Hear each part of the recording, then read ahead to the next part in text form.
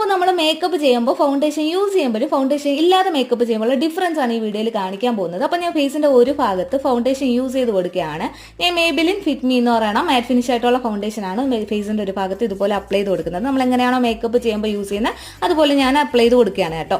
അതിനുശേഷം മറ്റേ ഭാഗത്ത് ഞാനാണെങ്കിൽ വന്നിട്ട് ഫൗണ്ടേഷൻ യൂസ് ചെയ്യുന്നില്ല.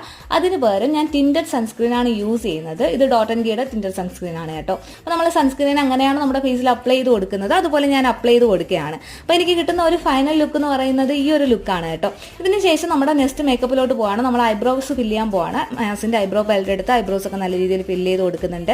മേബിലിന്റെ മസ്കാര യൂസ് ചെയ്ത് കൊടുത്ത് ഐലാഷസ് ഫില്ല് ചെയ്യുന്നുണ്ട്. ഇതെല്ലാം കഴിഞ്ഞിട്ട് നമ്മുടെ മെയിൻ സാധനമാണല്ലോ ബ്ലഷ്. അപ്പോൾ ഞാൻ കുറച്ച് ബ്ലഷ് ഒക്കെ രണ്ട് സൈഡിലും അപ്ലൈ ചെയ്ത് കൊടുക്കുകയാണ് കേട്ടോ. അപ്പം ഇത് ഇത്രയും കഴിഞ്ഞിട്ട് എനിക്ക് കിട്ടുന്ന ഒരു ഫൈനൽ ലുക്ക് എന്ന് പറയുന്നത് ഇതാണ് ഗൈസ്. അപ്പം നിങ്ങൾക്ക് ഏതാണ് ഇഷ്ടമായെന്ന് കമന്റ് ബോക്സിൽ കമന്റ് ചെയ്യുക. എനിക്ക് എന്തായാലും വലിയ ഡിഫറൻസും കാര്യങ്ങളും തോന്നിയില്ല. Bye bye guys.